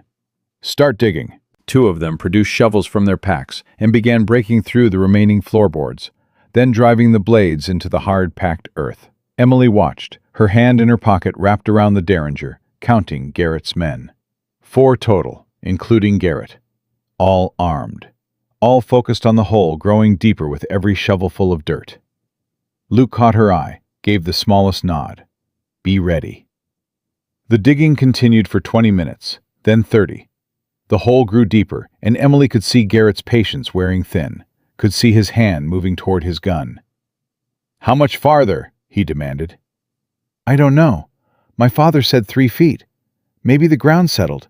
Maybe—" A shovel hit something solid with a hollow thunk.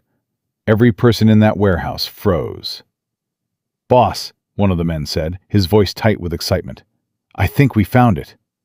They dug faster now, clearing away dirt to reveal a metal strongbox, its surface rusted but intact. Garrett's men hauled it up, setting it on the floor with a heavy thud that spoke of weight, of substance, of $50,000 in cash. "Open it," Garrett ordered. One of his men produced a crowbar, working it under the lid. The lock broke with a sharp crack, and the lid swung open.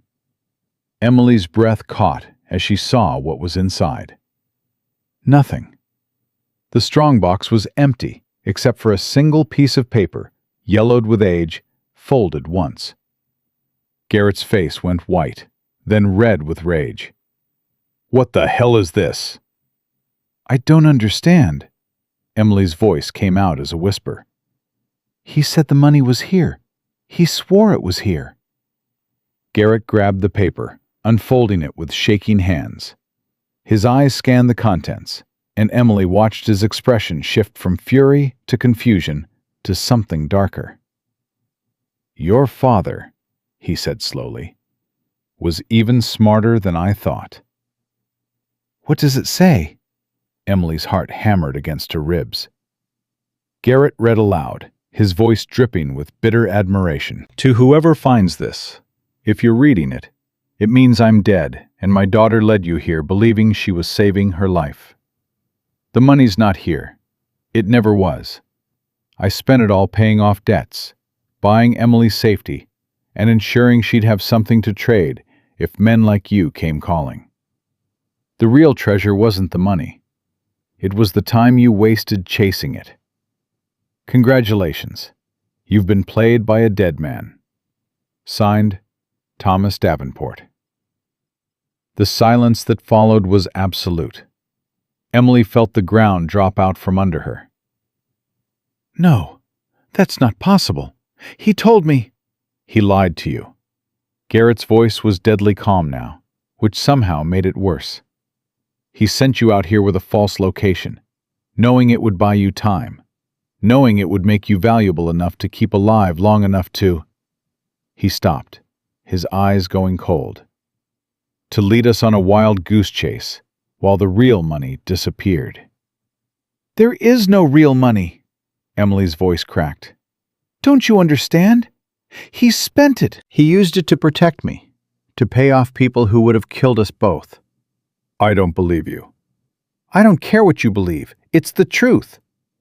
Emily's hands shook with rage and grief, and the terrible understanding that her father had manipulated her from beyond the grave. "He lied to me. He used me. He sent me out here to die slowly instead of quickly, and I fell for it because I loved him." Luke's voice cut through her spiral. "Emily." She turned to him, saw something in his eyes that made her breath catch. Not pity, not sympathy. Understanding. "Your father didn't send you out here to die," Luke said quietly. "He sent you out here to live. He gave you the one thing that would keep you valuable enough to keep breathing. Information. Even if it was false information. But the money doesn't matter." Luke's voice was firm. "What matters is you're still alive. You made it this far. That's what he wanted." "How touching." Garrett's voice was acid. "Unfortunately, it doesn't help your current situation. You see, I still need to go back to the consortium and explain why I don't have their $50,000. And the only explanation that will keep me alive is the one where I deliver the people responsible for losing it in the first place." Emily's blood ran cold. My father's dead. Yes, but you're not. Garrett's smile was cruel. You'll do nicely as a substitute. She didn't steal the money, Luke said, his voice hard. She didn't do anything except try to survive. The consortium won't care about that. They'll care that someone pays. Garrett raised his gun, pointing it directly at Emily's chest. I'm sorry it has to be this way. You seem like a decent girl. But business is business. Emily's hand closed around the derringer in her pocket. But she knew it was too late. Garrett's finger was already tightening on the trigger, and she had no time to draw, no time to aim, no time to... Glass shattered as someone crashed through the warehouse window. Gunfire erupted, deafening in the enclosed space. Emily threw herself flat, her hands over her head, as bullets tore through the air above her. She heard shouting, heard running feet, heard the wet thunk of bullets hitting flesh. "Emily, run!"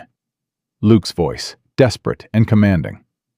She scrambled toward him on her hands and knees, glass cutting into her palms. Luke had his hands in front of him, and she realized one of Garrett's men must have cut his bonds in the chaos. His fingers closed around a fallen rifle, and he fired twice in quick succession. Two of Garrett's men went down. "The door!" Luke shouted. "Get to the door!" Emily ran, her legs pumping, her breath burning in her lungs. Behind her, more gunfire, more shouting. She burst through the warehouse door into blinding sunlight and nearly collided with a man on horseback. A man wearing a sheriff's badge. "Sheriff Hutchins," the man said, dismounting quickly. "Stay behind me." Emily obeyed, her mind struggling to process what was happening. Sheriff Hutchins, from Laramie. Luke's message had gotten through somehow, impossibly fast, and now... Luke stumbled out of the warehouse, blood streaming from a cut on his forehead, but otherwise intact. Two down inside, Garrett and one other, still active.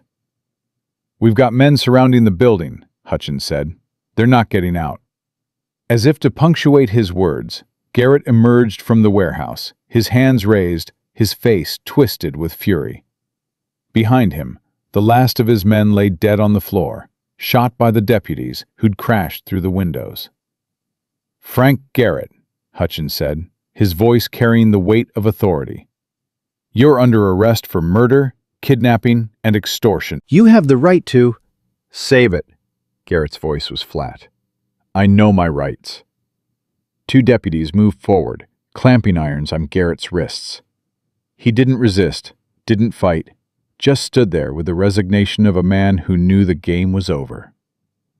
"How?" Emily asked, her voice barely audible. "How did you get here so fast?" "We didn't." Hutchins' voice was grim. "We've been tracking Garrett for 6 months.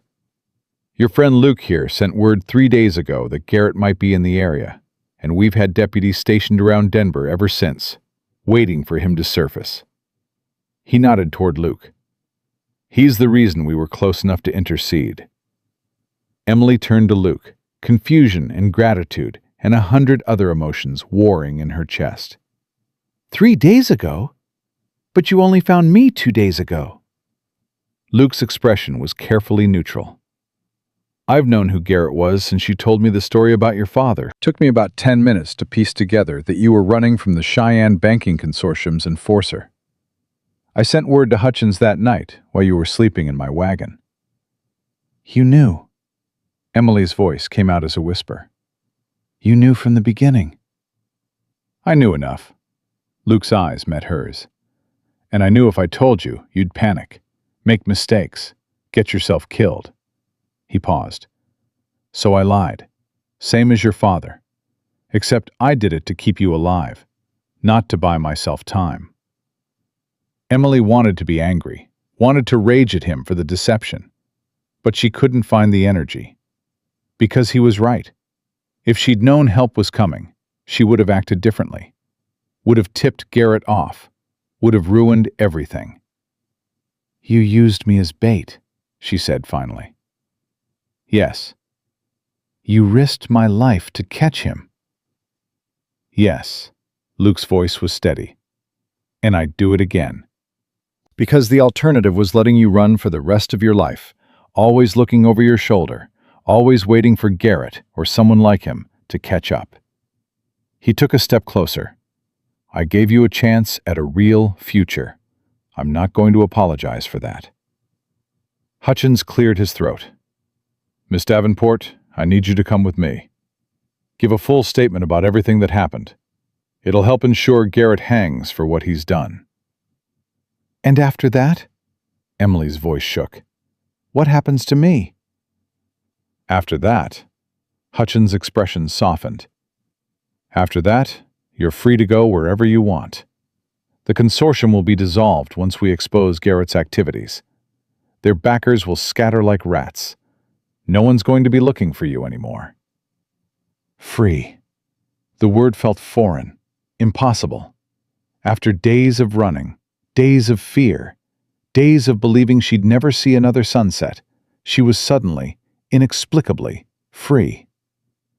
"Come on," Hutchins gestured toward his horse. "Let's get you somewhere safe while we process the scene." Emily let herself be led away, her mind numb with exhaustion and relief, and the strange emptiness that comes after surviving something you were certain would kill you. Behind her, she heard deputies moving through the warehouse, heard them calling out instructions, heard the creak of wagon wheels as they prepared to transport Garrett to jail.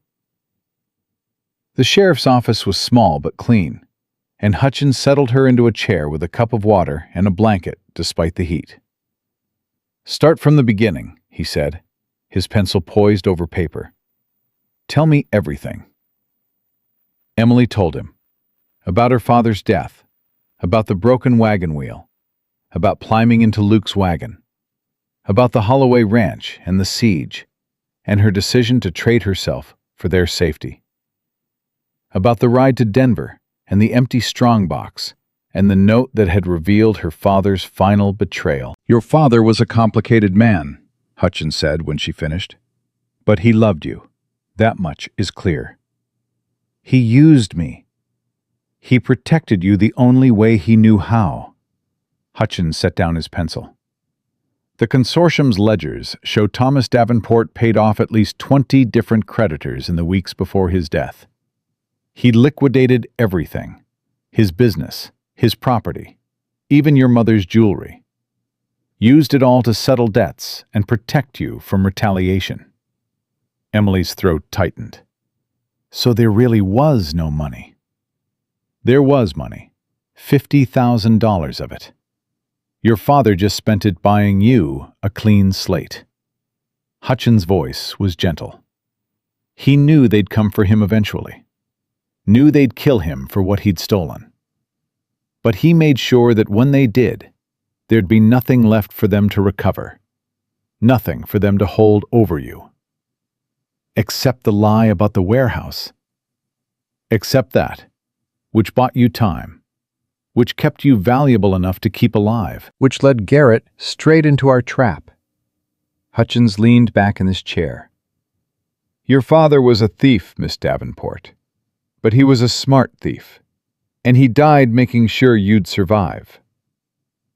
Emily didn't realize she was crying until she tasted salt on her lips. "I don't know what to do now." "Now?" Hutchins smiled slightly. "Now you figure out what kind of life you want to build.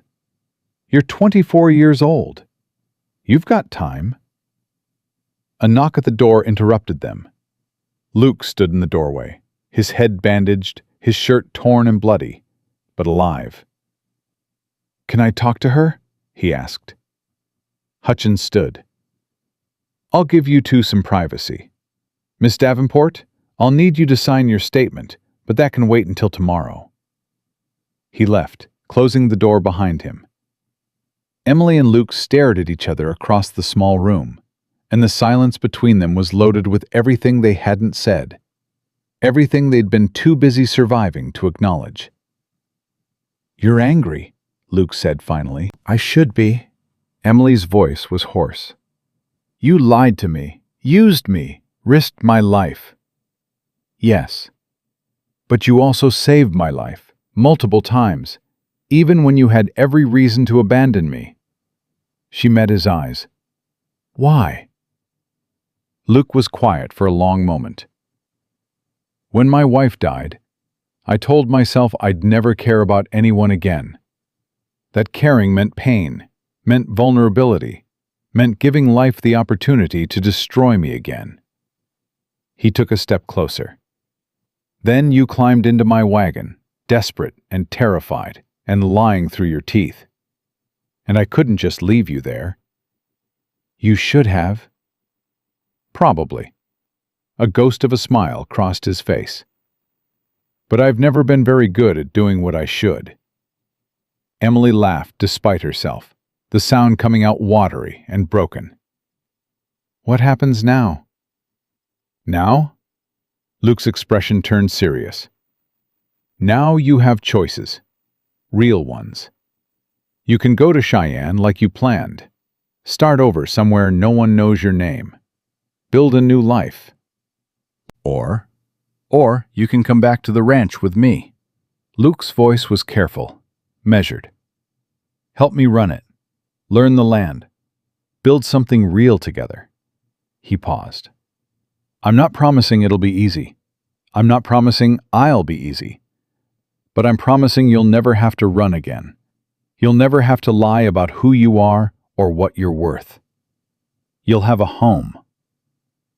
Emily's chest ached with the weight of the offer, with the impossibility of it, with the desperate hope that maybe, impossibly, this could work.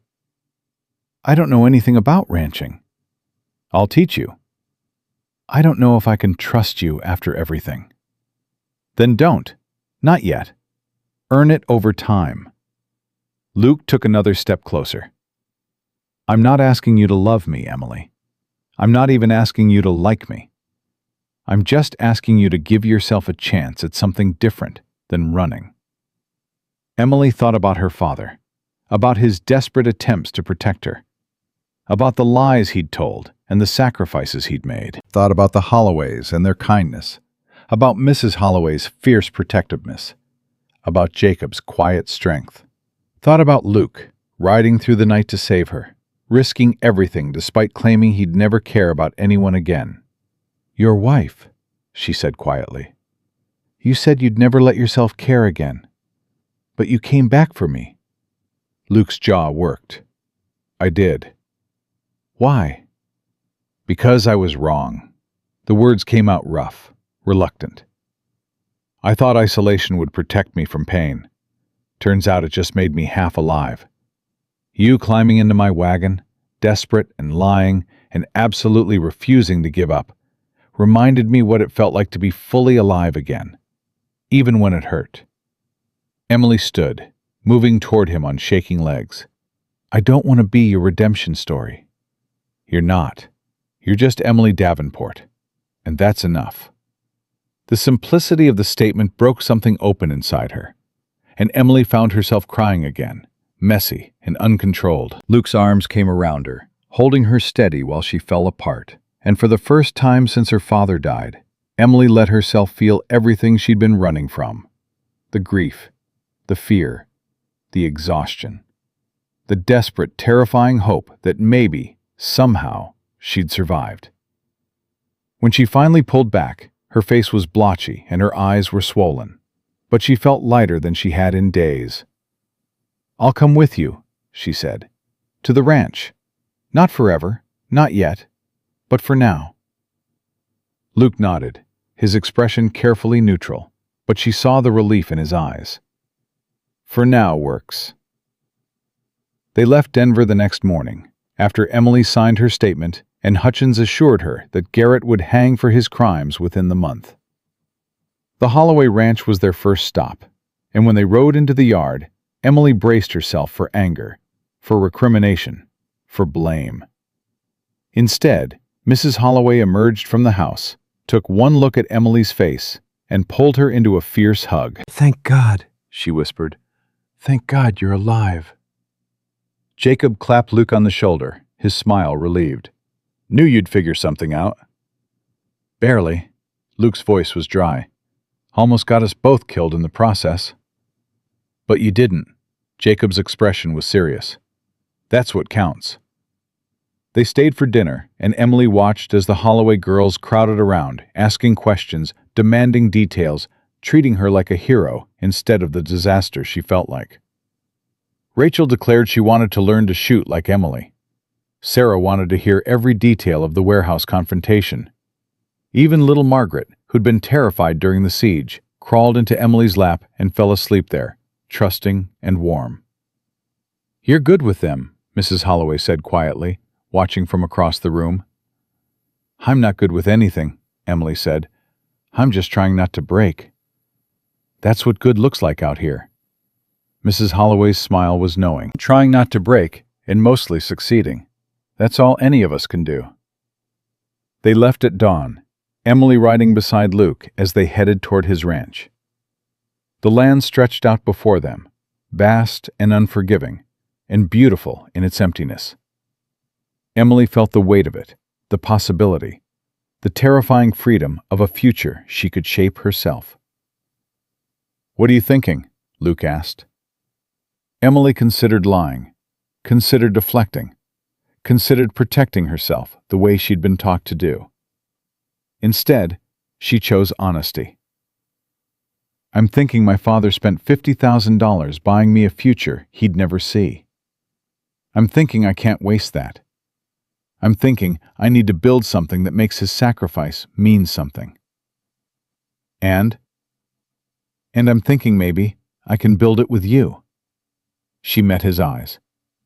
"Not because you saved me, not because I owe you, but because when I look at the future, when I try to picture what comes next, you're in it." Luke's hand reached across the space between their horses, and Emily took it, feeling the rough calluses, feeling the strength, feeling the connection that had been forged through fire and fear and desperate hope. "Best mistake I ever made," he said, quietly, echoing his words from that first day. "Letting you climb into my wagon." Emily smiled, tasting dust and possibility and the strange sweetness of survival. "Second best mistake I ever made, climbing in." "What was the first?" "Believing I'd never find someone worth staying for." They rode on toward Luke's ranch, toward a future neither of them had planned for, but both were willing to build. And Emily understood finally what her father had been trying to give her with his lies and his sacrifice, and his desperate, last-ditch attempt to protect her. Not freedom from her past, not escape from her choices, not even safety from the world's cruelty. Just a chance. A real, honest, terrifying chance at building something that mattered. And Emily Davenport, daughter of a thief, survivor of a nightmare, woman who'd stared down her own death and lived to tell about it, decided that was exactly what she'd take.